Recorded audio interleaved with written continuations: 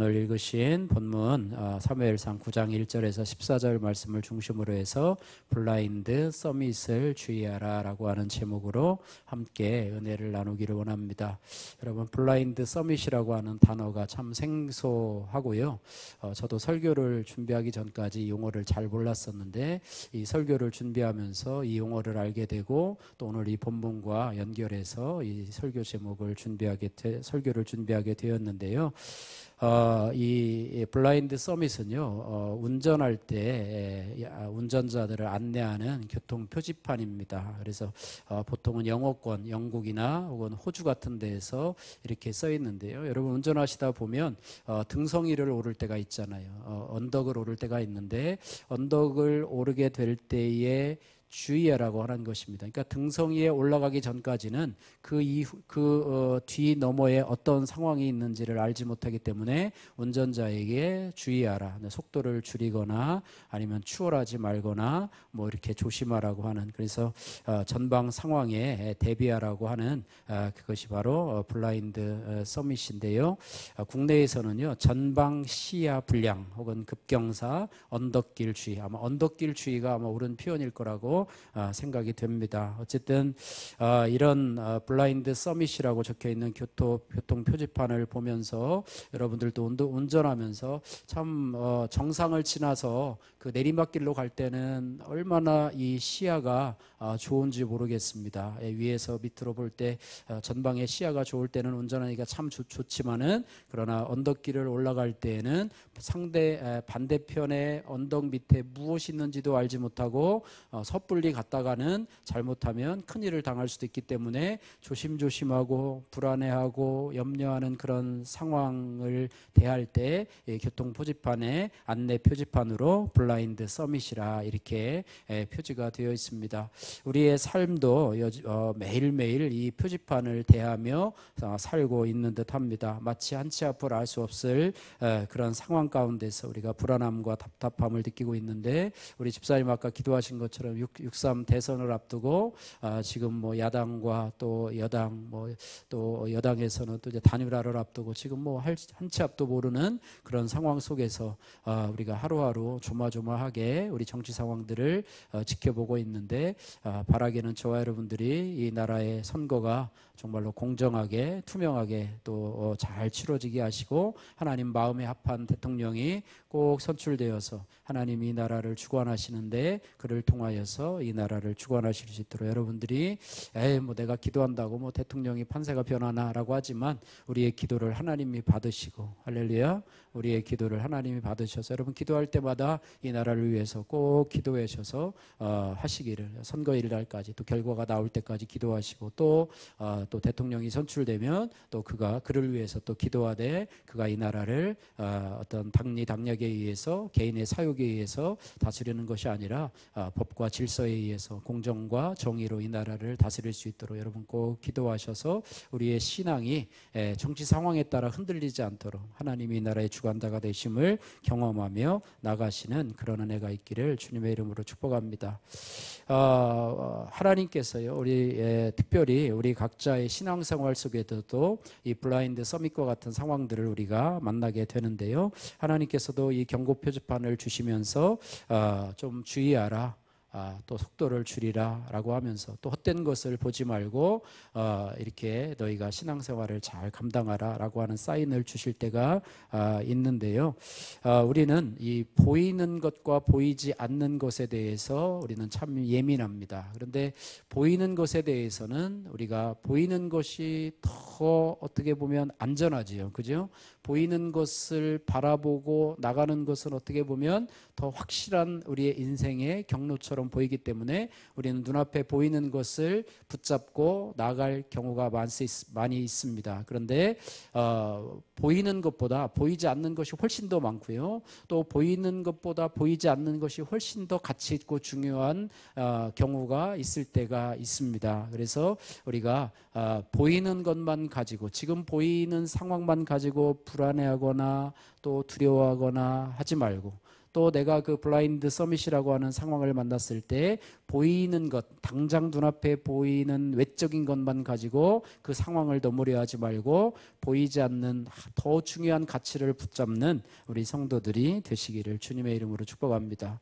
오늘 본문의 내용은요, 여러분들이 다 아시다시피 이스라엘 사람들이요 왕을 구하잖아요. 우리에게도 다른 나라처럼 좀 왕이 있어야 되겠다라고 할 때 하나님께서 이제 사울이라고 하는 사람을 등장시키는데 특별히 이 사울의 아버지 기스가 사울 왕에게 암나기들을 잃어버렸는데 가서 사환한 사람을 데리고 가서 찾아오라라고 명령을 내리면서 그 과정 속에서 이 사울이 하나님의 사람 사무엘을 만나는 그런 과정들을 그리는 그런 내용입니다. 그래서 오늘 이 본문을 통해서 우리가 어떤 우리 상황 속에서 블라인드 서밋과 같은 상황을 만날 때 우리가 어떤 부분은 우리가 주의해야 되고 또 어떤 부분에 우리가 중심으로 해서 이 상황을 잘 넘어갈지에 대해서 오늘 본문에서 주시는 교훈을 받아보고 저와 여러분들의 상황에 잘 적용하는 그런 은혜가 있기를 주님의 이름으로 축복합니다. 첫 번째로 오늘 1절과 2절 말씀에 우리는 세상과 기복이라고 하는 블라인드 서밋을 주의해야 합니다. 예, 오늘 사울이 이제 등장하게 되는데요. 참 매우 인상적인 첫 등장을 하게 됩니다. 예, 1절과 2절 말씀인데 같이 한번 읽어보도록 하겠습니다.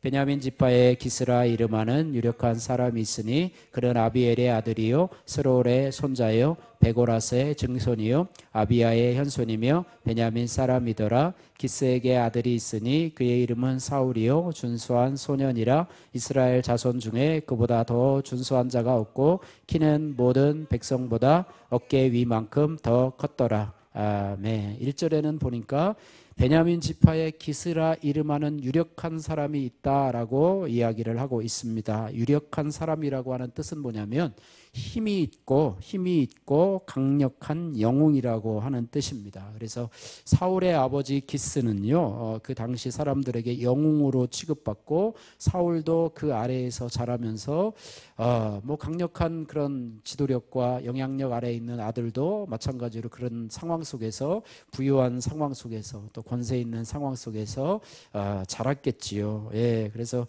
기스 가문은 특별히 베냐민 지파에서도 지위가 있는 그런 가문이다 이렇게 말해요. 그러니까 좋은 가문에서 영향력 있는 아버지 밑에서 자라난 그런 사람이다 이렇게 말하고 있으면서 2절에는 이제 기스에게 아들이 하나 있는데 그의 이름은 사울이요 준수한 소년이라 이렇게 말하고 있습니다. 준수하다라고 하는 것은 히브리어로 토부라고 얘기를 합니다. 우리 창세기 1장에 보아도 태초에 하나님이 창조하시면서 그것을 보시기에 좋았더라라고 할 때 토부라고 하는 단어를 사용하고 있는데요. 이 사울에게도 토부라고 하는 단어를 사용하고 있습니다. 준수하다라고 하는 말의 뜻은 보기에 좋다라고 하는 뜻입니다. 좀 더 자세히 설명하면 시각을 즐겁게 하거나 외적으로 아름답다라고 하는 뜻입니다. 그래서 또 2절에 보니까요, 이스라엘 자손 중에서 이제 더 나가서 가문에서 조금 뛰어난 사람이 아니라 이스라엘 자손 중에 그보다 더 준수한 자가 없고 키는 모든 백성보다 어깨위만큼 더 컸더라 이렇게 말하고 있습니다. 그러니까 외모적으로도 뛰어나고 오늘날로 얘기하면 모델과 같은, 그죠? 예, 한 188 정도. 예, 저는 168cm라 그렇게 부러워하고 있는데 하나님은 왜 이렇게 70도 안 되게 만드셨나 이렇게 하는데 뭐 지금은 고민이 별로 안 됩니다. 뭐 또 키 커봤자 고생만 하고 허리 아프고 나중에 너무 크면 그러니까 그 정도 되고 외모도 출중하고 그럼 또 영향력 있는 가문에서 자라난 옛날로 얘기하면 뭐 오렌지족과 같은 어떤 그런 모습이었겠죠. 그러나 이제 그보다는 좀 이제 결이 다르죠. 오렌지족은 좀 탈선한 사람을 얘기하는데 어쨌든 준수한 사람이었다 이렇게 말씀을 하고 있습니다. 그래서 그는 외모를 통해서 또 가문을 통해서 늘 주목받는 사람이었고 그런 사람이었습니다. 이러한 사울의 이 외형적인 블라인드 서밋과 같은 어떤 스펙은 블라인드 서밋과 같은 경고 사인과도 같았다라고 하는 것입니다. 이스라엘 백성들이요 무엇을 보고 사울 왕을 고르냐면 외모를 보고 또 외부의 어떤 스펙들을 보고 고른다고 하는 것입니다. 그래서 사울 사울왕이요 그렇게 준수하고 좋은 가문에 태어나긴 했지만 그 너머에 그의 외모와 어떤 가문의 배경들을 뛰어넘는 그 이상을 볼 때에는 사울왕은 나중에 어떻게 됐는가? 하나님 앞에 불순종으로 인해서 결국은 하나님이 사울을 버리셨고 이스라엘 백성들도 결국은 패망하게 되었고 그가 이스라엘의 초대왕이라고 하는 그런 엄청난 그런 기록을 세웠음에도 불구하고 결국에 결정적인 순간에 하나님의 말씀에 불순종하고 자기의 기념비까지 세우면서 결국에는 길보아 산에서 새 아들과 함께 죽는 그런 어떤 전말을 맞이하게 되었는데요. 어쨌든 사울의 등장은요 이스라엘 백성들의 요구에 의해서 이루어졌습니다. 그래서 하나님이 택하여서 부른 자가 아니고요 백성들의 요구에 따라서 그들의 맞는 스펙에 맞는 사람이 선택이 되었는데 그가 바로 사울 왕이라고 하는 것입니다. 이스라엘 백성들이 왜 왕을 세워달라고 얘기를 했냐면 두 가지 이유죠. 하나는 다른 나라들을 보니까 왕이 정말로 스펙도 좋고 싸움도 잘하는 왕이 있어가지고 그들을 인도하니까 그들이 승리하더라. 우리에게는 왕이 없다. 물론 하나님이 왕이시라고 그랬는데 하나님은 보이질 않잖아요. 그죠? 그래서 우리도 보이는 왕을 좀 세워달라. 그러다 보니까 키도 크고 가문도 좋고 스펙도 있는 그런 왕을 좀 세워달라고 하고 있는데 그래서 외적인 위협을 좀 막아주고 또 하나는 자신들의 불안과 어떤 욕망을 채워줄 만한 왕을 했던 것이죠. 그래서 이런 것들을 조금 더 생각해 보면은요 기복신앙으로 우리가 생각해 볼 수가 있어요. 복을 바라는 자신의 안전과 안위를 위하여서 왕을 세우는 어떤 기복적인 마음으로 왕을 원한 것이죠. 그래서 오늘날에도요 이 기복신앙이 많이 자리 잡고 있는데 우리가 블라인드 서밋과 같은 상황을 만나면서 우리가 주의해야 될 것이 뭐냐? 기복신앙이라고 하는 것이고 세상이라고 하는 것입니다. 물론 세상에 대해서는 뭐 제가 설명을 하지 않겠지만 기복에 대해서 기복신앙에 따라서 어쨌든 신앙은 신앙이잖아요. 그들도 똑같이 교회 나와서 하나님 앞에 예배하고 헌금 드리고 봉사하는데 기복신앙이 왜 블라인드 서밋 상황 가운데서 우리가 주의해야 될 신앙인가를 한번 생각해 보기를 원하면요 한국교회가요 지난 수십 년간 놀라운 부흥을 경험했잖아요. 어쨌든 전쟁의 폐허 속에서 복음이 전해지고 수많은 사람들이 교회에 몰려들면서 참 세계에서도 손꼽히는 기독교 국가로 성장하게 되었는데요. 어쨌든 그럼에도 불구하고 그 기독교 성장의 이면에는 어떤 불편한 그림자도 있는데 그것이 뭐냐면 기복신앙과 감성 자극 중심의 신앙이라고 하는 거예요. 그래서 기복신앙을 따라서는 뭐냐면 하나님 앞에 묻고 인생의 복을 말씀에서 찾기보다는 이스라엘 백성들처럼 보이는 것을 먼저 선택하게 되고 자기 이기주의적으로 신앙을 생활을 한다라고 하는 것입니다. 그래서 기복신앙은요 신앙이 점점 어떻게 흐르냐면 처음에는 하나님 중심의 신앙에서 점점 타락하고 변질되어서 자기 중심의 신앙으로 나가는 것이 기복신앙의 결론이라고 하는 것이고요. 기복신앙은 하나님을 경배의 대상으로 섬기는 것이 아니라 축복의 수단으로 섬기는 것이죠. 하나님은 나를 알라딘의 요술램프처럼 나에게 복 주시는 분으로 여기는 것이죠. 하나님을 목적이 아니라 수단으로 여기는 것이 기복신앙이라고 하는 것입니다. 그래서 기복신앙은 기본적으로 하나님을 통해서 내 건강, 하나님 아프면 건강 회복시켜 주십시오. 또 물질이 없어요. 하나님 물질 주십시오. 또 내가 지금 실패했어요. 하나님 이 기업이 회복되게 하시고 가게가 일어나게 하시고 뭐 이런 기도만 하는 것이죠. 다른 종교와 거의 다를 바가 없어요. 얼마 전에 석탄일을 맞이했는데요.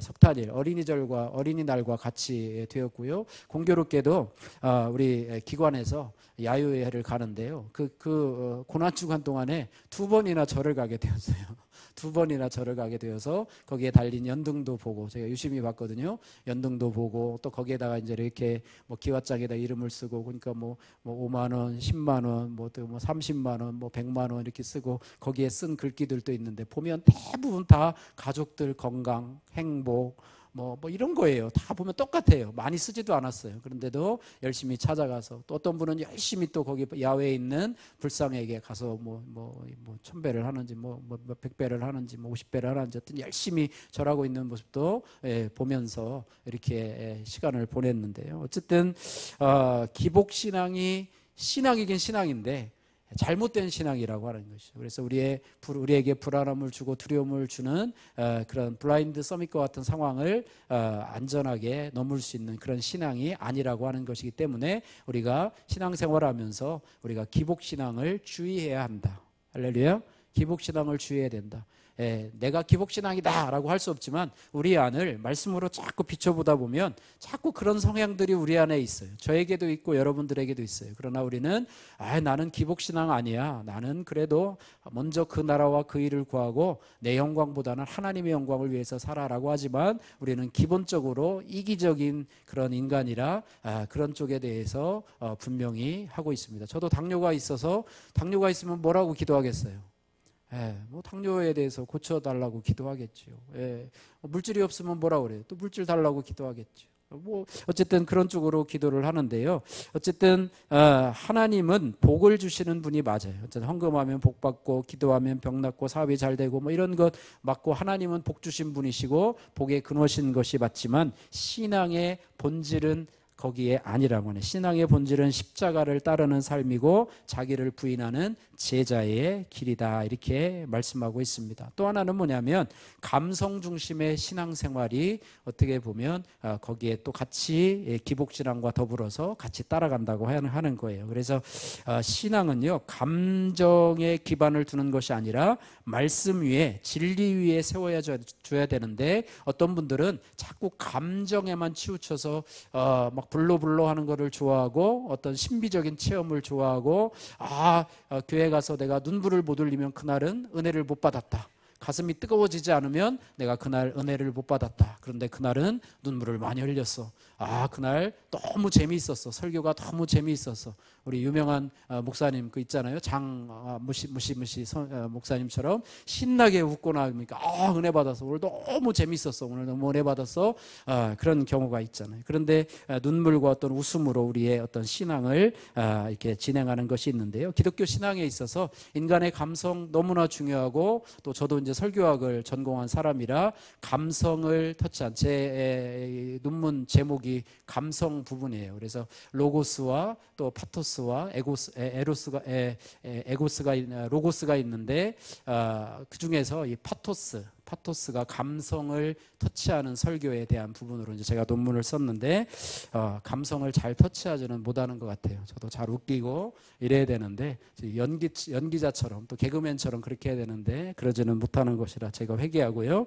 어쨌든 눈물과 감동과 치유도 중요하지만 그것이 복음의 전부가 되어서는 안 된다고 하는 것입니다. 진리는 하나님의 말씀에 대한 이해와 순종 또 그것을 일상의 삶 속에서 실천하는 용기에서 드러나게 된다라고 하는 것입니다. 그래서 우리의 신앙생활에 있어서 이 블라인드 서밋을 만났을 때 우리가 주의해야 될 것은 기복신앙 또 감성 중심의 신앙을 주의해야 한다라고 하는 것입니다. 그래서 내 자신이 지금 나 자신을 지켜줄 왕을 구하는 이스라엘 백성들과 같이 그렇게 나 자신을 세상과 또 세상에서 나를 지켜줄 그런 기복을 추구하고 있지는 않는지 우리 자신을 돌아봐야 될 것입니다. 만일 내가 세상 사람들이 추구하는 눈에 보이는 물질과 건강과 세상 속에 있는 성공과 성취에만 집착한다면 이것으로 인해 내 눈에는 당장 보이지 않지만 더 가치 있고 영원한 축복의 삶을 도외시할 뿐만 아니라 현세의 축복이라고 하는 우상을 숭배한다는 점에 있어서 기복신앙에 오류가 있음을 우리는 알아야 합니다. 지난주 목요일에 갑작스럽게 전화를 받았어요. 우리 큰형님한테 전화를 받았는데 큰형님이 저한테 전화를 자주 안 하시거든요. 제가 전화를 했는데 웬일인가 해가지고 뭐지? 그래가지고 이제 했는데 누님이 돌아가셨다라고 하는 그동안에 이제 소식을 들었어요. 오늘 바로 전화를 받았다 그러면서 저도 이제 어디 이제 밖을 갔다 오고 있었던 중인데 그래서 어쨌든 뭐 급박하게 상황이 돌아가고 그래서 그날 이제 말씀을 드리고 그 다음 날 하루를 내서 이제 서울에 병원을 갔다 오고 그동안 이제 위암으로 인해서 이제 항암 치료를 계속 받고 있었는데 그날도 위암 또 이제 항암 치료를 받고 집에 이제 퇴원해서 오셨는데 기력이 없고 숨을 잘 쉬지 못해서 며느리가 119 이제 불렀는데 불러서 이제 오는 동안에 돌아가셨다고 이야기를 하더라고요. 그러면서 이제 또 여기서 선산이 여기 이제 건지화리에 있어가지고 또 어제도 이제 가서 했는데 원래 큰형님이 이제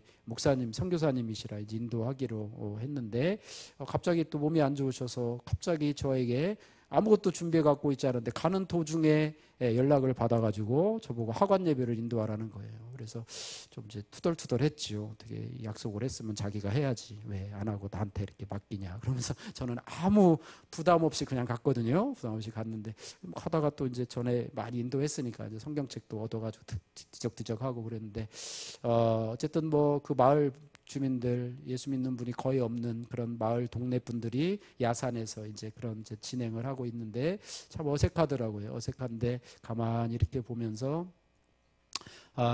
누님 결혼식 때 이제 거기에 꼬맹이 아이가 있었는데 그게 저였어요.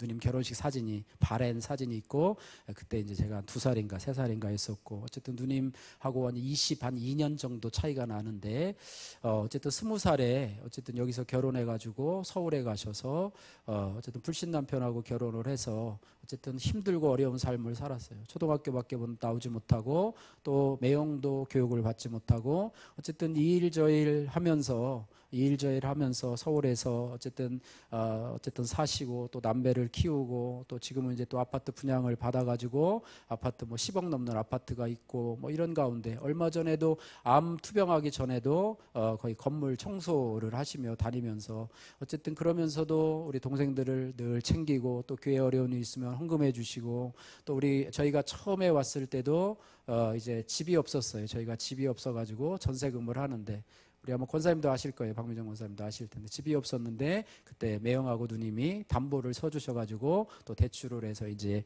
전세금을 마련하고 저희 교회에서 갚고 뭐 이런 식으로 했었는데 그러면서 무슨 생각이 드냐면 무슨 정보를 얻었냐면 누님이 교회 다니기 시작한 지가 74년부터 교회를 다니셨대요. 그런데 한 교회를 꾸준히 서울 대신교회인데 한 교회를 다니셨는데 74년이면 벌써 뭐 2025년이니까 거의 51년 만으로 한 50년 동안 다니셨고 어쨌든 꾸준히 어쨌든 교회 어려움 속에서도 충성하면서 다녔는데 마지막 소원은 남편을 전도하는 것이었는데 남편도 안 믿고 또 남매들도 초등학교 때는 교회를 다녔는데 그 친구들도 이제는 초등학교 졸업하고서는 지금까지 아직도 안 믿고 이제 그것이 이제 한이 되었는데 가만히 장례를 치르다 보니까 참 화려하지는 않아도 유명하지는 않고 장례식이 정말로 대단하지는 않아도 어쨌든 하나님 앞에 한평생 믿음으로 사시고 권사의 직분을 잘 감당한 누님의 삶이 어쨌든 참 복되구나 이런 삶을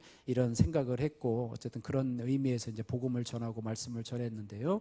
어쨌든 우리의 삶이요. 어떤 기복 눈에 보이는 것에만 집착하는 그런 신앙은 우리를 안전함으로 인도하지 못한다 하는 것입니다. 겉으로 화려하지 않아도 우리의 믿음으로 신앙으로 나가는 것이 가장 귀한 삶임을 우리가 기억해야 할 것입니다. 두 번째로요.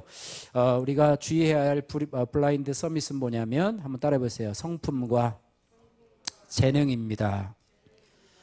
아까는 이 사울의 어떤 외모, 준수한 외모, 또 가문의 배경이 그렇게 가문과 배경이라고 하는 블라인드 서밋을 우리가 생각을 했고 또 우리도 그런 사람이 되기 위해서 외모도 준수하려고 성형수술도 하고 또 유력한 가문이 되기도 하고 또 돈을 많이 벌려고 어쨌든 하나님을 어떤 축복의 수단으로 이용하는 어떤 기복신앙을 가지고 있는 그런 것들을 우리가 주의해야 한다고 생각을 했는데요. 사울은 또 어떤 사람인가 하면 그런 어떤 훌륭한 가문과 훌륭한 그런 외모를 가진 것뿐만 아니라 인격적으로도 훌륭한 사람이었다는 것을 오늘 본문 말씀 가운데서 보여주고 있습니다. 3절에서 10절 말씀인데요. 그러나 그것이 우리가 주의해야 할 그런 어떤 부분이라고 하는 것을 우리가 기억해야 할 것입니다. 사울이요, 이 아버지 기스의 지시로 잃어버린 암나기들을 찾아서 가는데요. 이 3절에서 10절 말씀을 보면은 사울은 참으로 책임감 있는 아들이었다는 것을 보게 됩니다. 아버지의 명령을 따라서 이제 하게 되는데요. 3절 말씀 같이 한번 읽겠습니다. 3절, 사울의 아버지 기스가 암나기들을 잃고 그의 아들 사울에게 이르되 너는 일어나 한 사환을 데리고 암나기들을 찾으라 하매. 예. 저 같았으면 아마 그랬을 거예요. 유력한 가문이니까 돈도 있는데 그까지 뭐 암나기 몇 마리 가지고 왜 나를 그렇게 힘들게 하느냐. 그 당시에 뭐 자동차가 있었겠습니까? 그죠? 운송수단이 있었겠습니까? 뭐 아버지 우리가 뭐 그 암나기 몇 마리 없다고 무슨 뭐 가문이 무너지는 것도 아닌데 왜 그걸 찾으려 하시나고 그 암나기들 돌아다니다가 필요한 분들이 잘 키우면 오히려 도움이 되는 거 아니냐고 그러면서 이제 귀찮아서 속으로 귀찮아가지고 그럴 텐데 사울은 아버지의 말을 듣고 여기저기 막 쏘 다닙니다. 보니까 4절에 보니까 그가 에브라임 산지로 다니고 살리사 땅으로도 다니고 사알림 땅으로도 다니고 베냐민 사람의 땅으로도 다니고 이 바보냐? 바보가 아니라 아버지의 말에 거역을 안 하는 그런 어떤 착하고 충성된 아들로서 볼지도 모릅니다. 그리고 일정한 시간이 지나서 이제는 또 어떤 생각을 하냐면 아버지 걱정을 해요. 이거 집을 나간 지 오래됐는데 암나기는 고사하고 우리를 걱정하실까 염려가 된다 이렇게 말해요. 5절 말씀도 한번 같이 한번 읽겠습니다. 그들이 숲땅에 이른 때에 사울이 함께 가던 사원에게 이르되 돌아가자 내 아버지께서 암나기 생각은 고사하고 우리를 위하여 걱정하실까 두려워하노라. 참 귀한 사람이죠. 걱정하기는커녕 저 같았으면 어떻게 했겠어요? 불평하고 말이야. 여기 다녀도 없고 저기 다녀도 없고 지금 몇 날 며칠을 지금 이제 먹을 것도 떨어지고 다리도 아프고 지금 몸도 피곤한데 왜 그 암나기를 찾으라고 그래가지고 우리 이렇게 고생을 시키냐고 하면서 불평하고 원망할 텐데 누구를 걱정해요? 아버지를 걱정해요. 얘들이 암나기를 찾으러 갔는데 내가 괜히 찾으러 가라고 그랬나 보다. 우리 아들은 무사할까? 잘 있나? 그 당시에 뭐 핸드폰이 있는 것도 아니고 그런 상황 속에서 걱정을 할까봐 이제는 사환에게 돌아가자. 우리를 위하여 걱정하실까 두려워하노니 이제 돌아가자. 이렇게 이야기를 합니다. 참으로 아버지를 배려할 줄 아는 그런 좋은 성품을 가진 사람이에요. 또 하나는 뭐냐면 가자라고 하니까 이 사환이 말을 잘 들으면 좋은데 예 하고 돌아가면 좋잖아요. 그런데 이 사환이 또 다른 제안을 해요. 무슨 제안을 하냐면 6절 말씀 한번 같이 한번 읽겠습니다. 6절 그가 대답하되 보소서 이 성읍에 하나님의 사람이 있는데 존경을 받는 사람이라 그가 말한 것은 반드시 다 응하나니 그리로 가사이다. 그가 옥 우리가 갈 길을 가르쳐 줄까 하나이다 하는지라. 아멘. 다른 제안을 합니다. 이 성읍에 하나님의 사람이 있는데 존경을 받는 사람이고 그가 말한 것은 반드시 다 응하나니 그리로 갑시다. 우리가 갈 길을 가르쳐 줄까 하나이다. 그 하나님의 사람이 누구죠? 사무엘이죠. 사무엘에게 가자 그랬더니 이 괘씸한 놈 저 같으면 어떻게 했냐면 네가 뭔데 내가 집으로 가자고 그랬는데 또 이성에 하나님의 사람을 만나러 가자고 그렇게 하는 것이 아니라 그 사환의 말을 받아들입니다. 그래서 이제 하나님의 사람을 만나러 수소문해서 가는 길인데 또 하나는 뭐냐면 이제 그 사환 하나님의 사람에게 드릴 예물이 없음을 걱정하고 있어요. 하나님의 선견자에게 가려면 예물이 있어야 되는데 우리가 지금 먹을 것도 없고 우리 수중에 뭐가 있느냐. 그러자 사환이 이야기를 합니다. 8절 말씀 같이 한번 읽겠습니다. 8절 사환이 사울에게 다시 대답하여 이르되 보소서 내 손에 은 한 세겔의 4분의 1이 있으니 하나님의 사람에게 드려 우리 길을 가르쳐달라 하겠나이다 하더라. 예, 그런 예의도, 예의 범절도 있는 사람이에요. 빈손으로 가지 않고 예물을 들려서 가려고 하는 예의도 있는 사람. 참 멋진 사람이죠. 예, 이런 사람이 왕이 되면 우리를, 이스라엘 백성들을 이제 정말로 가나안 땅으로, 정말 아름다운 땅으로 인도할, 외적으로부터 보호할 정말로 적절한 사람이 바로 이러한 외모를, 이러한 스펙을 가진, 성품과 재능을 가진 사람이라 이렇게 할 수가 있는데요. 그래요. 외적으로는 뭐 더 이상 우리가 흠잡을 데가 없습니다. 그런데 이 영적 이 성품과 재능에 있어서 한 가지 빠진 점이 있는데요. 그 빠진 점이 뭐냐면 영적 분별력이라고 하는 것입니다. 영적 분별력이 없어요. 이게 사람이 영적이지 않았다는 거예요. 예, 이것이 참 중요합니다. 영적이라고 하는 것은 보이지 않아요. 사람들이 보이지 않아요. 그래서 사람들이 판단할 수가 없어요. 그럼에도 불구하고 이 영적 분별력은 너무나 중요합니다. 도대체 많은 사람들이 이단에 빠지는 그런 경험을 봅니다. 이단에 빠지고요. 사이비 종교에 빠지는데 거기 보면 뭐 S대, 뭐 Y대, 뭐 K대 이런 뭐 멋진 여자애들도 빠지고 뭐 성적 어떤 범죄에도 연루가 되고 또 뭐 교수들, 뭐 철학, 뭐 대단한 그런 어떤 유력자들도 이단에 빠져서 그곳에서 선봉으로 활약을 하는 것도 있는데 왜 그렇게 이단에 빠지는가? 그것은 영적 분별력이 없기 때문이에요. 영적 분별력이 뭡니까? 옳고 그런 것을 판단할 수 있는 능력이 없는 것입니다. 그래서 영적 분별력을 흐트리게 만드는 것이 바로 사단인데요. 사단은 자신을 광명의 천사로 꾸미게 됩니다. 그래서 의의 일꾼처럼 속이는 거짓 일꾼, 거짓 영적 지도자들이 이 세상에 존재하고 있고, 문제는 뭐냐면 선과 악이 때로는 너무나 비슷해서 사람들이 헷갈려 한다는 거예요. 그래서 우리에게는 뭐가 필요하냐면 분별력이 필요하다고 하는 것입니다. 그러니까 귀가 너무나 얇아가지고 누가 뭐라 그러면 막 물건을 막 사고 할부로 막 사고 막 그런 사람 있죠. 예, 그런 사람이 있는데 어쨌든 영적 분별력이 필요한데 영적 분별력이 뭐냐면 예수 그리스도를 바르게 아는 것이 바로 영적 분별력입니다. 그래서 예수 그리스도를 통해서 우리가 하나님을 알게 되고 우리의 삶이 하나님 주신 축복의 현장인 것을 깨닫는 것, 이것이 영적 분별력인 것인데요. 또 그 영적 분별력은 하나님의 말씀을 통해서, 예수 그리스도의 말씀을 통해서 우리가 선과 악을 분별할 수 있게 된다라고 하는 것입니다. 그래서 이런 분별력을 우리가 가져야지만이 되는데요. 사울은 성품과 재능은 뛰어났지만 영적 분별력이 없었어요. 영적이지 않았어요. 다시 말하면 믿음이 없었던 것이죠. 나귀를 잃었을 때에도, 그것을 찾으러 갈 때에도 기도하거나 하나님의 뜻을 묻지 않았습니다. 선견자에게 가는 것도 자신의 뜻이 아니라 누구의 제안으로요? 사환의 제안을 따라서 결정을 하고 있어요. 그래서 사울은 사람 보기에는 참 괜찮은 사람이에요. 사람 보기에는 괜찮은 사람이었어요.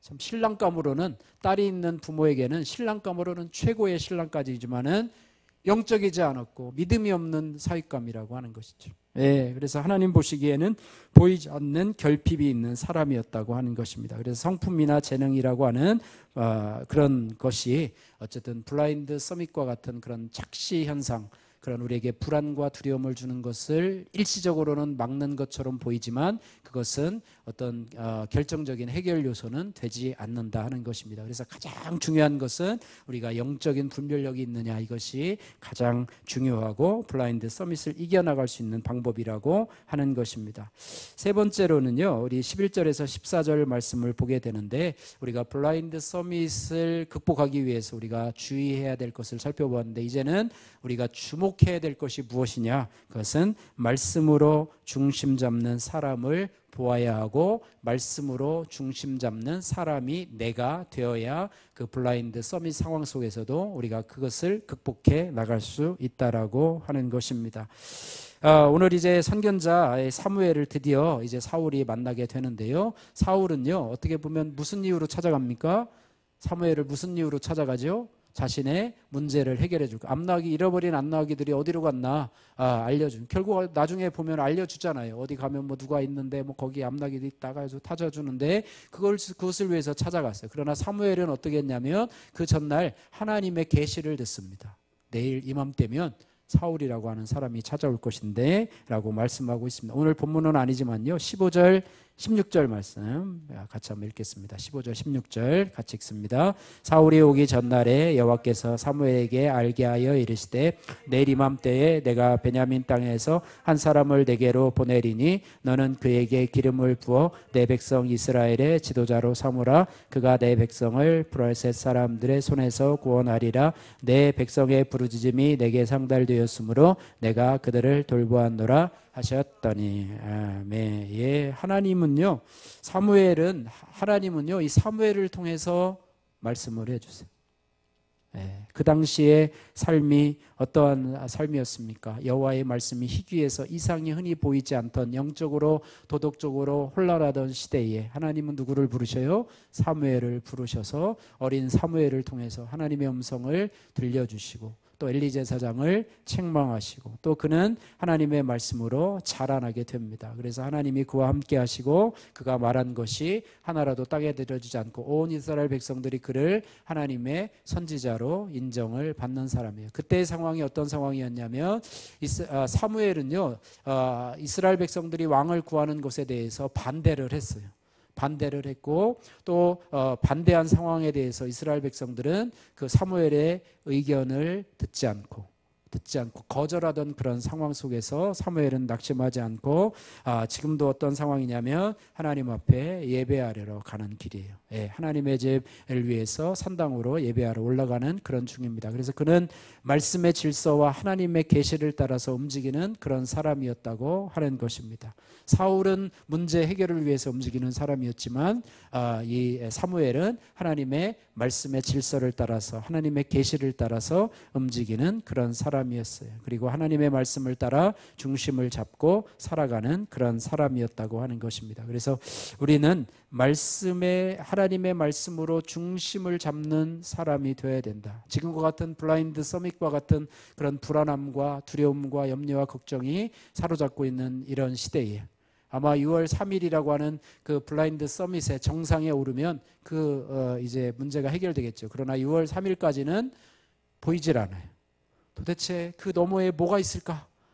누가 대통령이 되어서 또 그 이후에는 어떤 상황들이 우리에게 벌어질까? 막 카카오톡으로 막 날라오는 걸 보면 참 막 두렵고 무서운 얘기들도 많이 날라오는데 그것이 거짓 가짜 뉴스라고 믿고 싶은 그런 생각도 있는데 과연 여당에서는 과연 단일화가 될 것인가?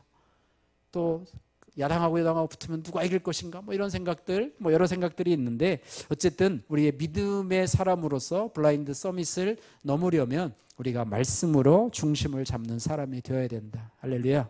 예, 그래서 말씀으로 중심을 잡는 사람은 자기 생각보다 하나님의 음성을 들으려는 태도를 가져요. 그래서 하나님 앞에 마음을 열고 말씀을 듣고자 하는 사람이다. 그래서 그는 결국 하나님의 뜻 안에 서게 된다 이렇게 말하고 말씀의 중심이 된 사람은 이 사무엘처럼 진리를 말할 용기와 정직함을 가지는 것이다. 어떻게 보면 진실을 말하는 것이 어렵고 부담스러워도 하나님의 뜻을 따르는 사람은 그것을 외면하지 않는다고 해요. 예, 우리 누님이 우리 자녀들 교회를 잘 안 다녔는데 그런 말을 못해. 기도는 많이 했는데 복음을 전하지를 못한 거예요.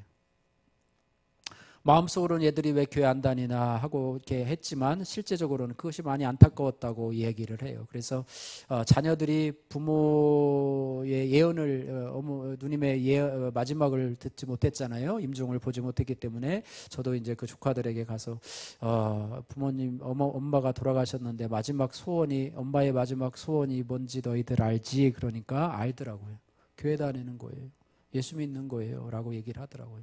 초등학교 때까지는 교회를 잘 다녔는데 그러면서 그때의 추억들을 제가 얘기를 하면서 내가 서울에 그때 초등학생 때 올라왔을 때 너희들하고 그 대신교회 가서 예배 드렸던 거 저도 기억이 막 나거든요. 그때 왔는데 시골에 조그만 교회 한 10명도 안 되는 주일학교 교회 다니다가 거기 큰 교회 가가지고 중위층에 앉아가지고요. 그때 찬송도 기억이 나요. 주의 친절한 팔에 주의 친절한 팔에 안기세 그 찬송을 하는데요. 제가 너무 좋더라고요. 뭐 막 사람도 한 200명, 300명 주일학교 예배 드리는데 그때 같이 앉아 있었어요. 저보고 교회 같이 가자고 그래가지고 제가 이제 삼촌이잖아요. 외삼촌이잖아요. 외삼촌하고 걔들하고 같이 교회 가서 예배를 드렸는데 그때 얘기를 하면서 그때 참 그랬었다. 그리고 나도 중간에 이제 떠나서 제 간증을 했어요. 그러다가 네가 혹시 지옥 갈 자가 아니냐라고 하는 말씀을 듣고 나도 하나님 앞에 돌이켰다. 니네도 하나님 앞에 돌이켜서 꼭 예수를 믿으라라고 하면서 그냥 좋게 말할 수도 있는데 어저께는 큐티를 했잖아요. 그죠? 큐티를 해서 이제 복음을 전해야 되겠다. 매형한테도 그런 얘기를 했고 또 이제 교회 가서 오늘 이제 교회 가서 어쨌든 거기서 주관으로 해서 예배를 드렸기 때문에 그 교회 가서 어쨌든 인사는 드리고 와라. 가서 또 어머니 이름으로 헌금도 하고 그렇게 오고 될 수 있으면 너네들이 계속 교회를 다녔으면 좋겠다. 뭐 이런 얘기도 이렇게 하고서 어쨌든 용기를 갖고서 얘기를 했는데요. 뭐 모르겠습니다. 어쨌든 계속 기도를 할 텐데 그렇습니다.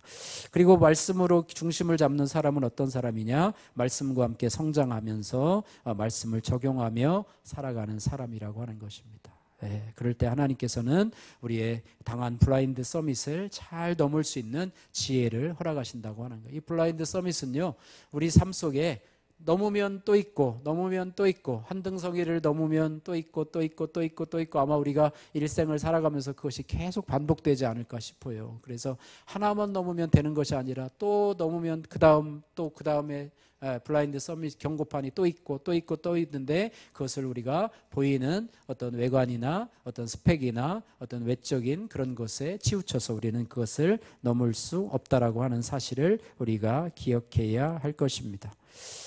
자, 큐티인 묵상 간증 오늘 마지막으로 우리 하면서요. 떼부리지 않는 척이라고 하는 김아무개님의 큐티인 묵상 간증입니다. 저는 어릴 적부터 가족에게 폭언과 폭력을 일삼는 아버지를 무시했습니다. 아버지는 죄인, 나는 의인이라고 여겼습니다. 그리고 스스로 가난하고 힘든 상황을 바꿔보고자 세상에서 유력한 사람이 되려고 끊임없이 애썼습니다. 모태신앙으로 교회는 다녔지만 고난에 대한 보상 심리가 있어서 약속의 하나님보다는 전능의 하나님을 더 바랐습니다. 내가 원하는 것은 다 들어주시는 하나님을 믿었습니다. 그런데 대입 재수를 하게 되고 졸업 후 대학원도 2차례나 떨어지면서 하나님은 나의 원함을 들어주지 않는다고 실망하고 원망했습니다. 구직과 진로도 내가 원하는 건 하나님이 다 막으신다고 생각해서 하나님 앞에 삐뚤어진 마음을 품었습니다. 그런데 오늘 말씀을 묵상할수록 제 안에 끈질기게 구하는 준수한 새 상황이 있음을 보게 됩니다.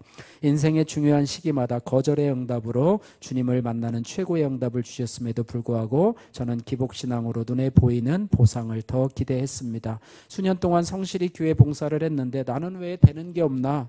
불평도 하고 이것만큼은 해주셔야 하지 않을까라고 한탄도 했습니다. 반면에 제 주위 사람들은 진로도 결혼도 원하는 대로 다 되는 것만 같아서 열등감으로 괴로워했습니다. 예수님 없이 유력한 인생만 꿈꾸다가 비참히 죽을 뻔한 저를 건져 천국 백성 삼아주신 것에 대한 감사는 잊어버리고 스스로 준수한 죄인이라고 여기며 구원의 행위로 계산하는 악함이 있음을 회개합니다. 기복을 버리지 못하는 모습이 떼부리는 불신앙임을 반증해주는 제 믿음의 수준을 회개하고 자복합니다. 때마다 거절의 응답으로 세상과 짝하지 못하게 지켜주시고 별 인생 없음을 알게 하셔서 나의 고난을 약재로 삼는 인생을 살게 하신 주님을 찬양합니다. 받은 은혜를 기억하며 허락하신 환경과 사람들을 사랑으로 섬기는 자가 되기를 소원합니다. 나의 적용은 일과 관계에서 힘든 일이 찾아와도 하나님의 주권을 인정하며 잠잠히 기도하겠습니다. 공동체를 떠난 소그룹 지체들에게 안부 전하고 큐티 말씀을 나누겠습니다. 입니다. 말씀을 마칩니다. 우리를 올바른 길로 인도할 수 있는 것은 외적 조건이 아니라 말씀 위에 중심을 잡는 것, 말씀을 붙잡는 것 이라는 것을 우리가 기억해야 합니다. 그런 사람이 우리 자신이 되어야 인생에 닥치는 블라인드 서밋을 올바로 대처할 수 있게 됩니다. 그런 은혜가 저와 여러분에게 있기를 주님의 이름으로 축복합니다.